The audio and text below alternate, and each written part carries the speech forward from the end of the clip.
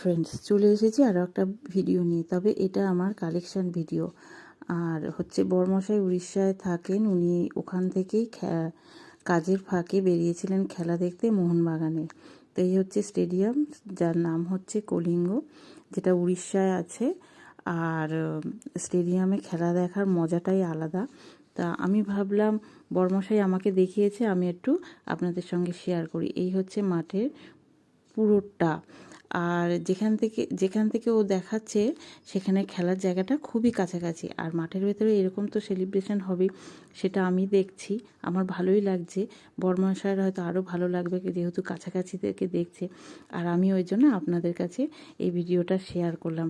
তো আপনারা জানাবেন যে এই ভিডিওটা আপনাদের কেমন লেগেছে।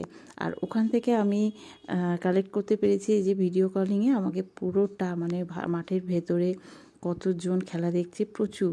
তো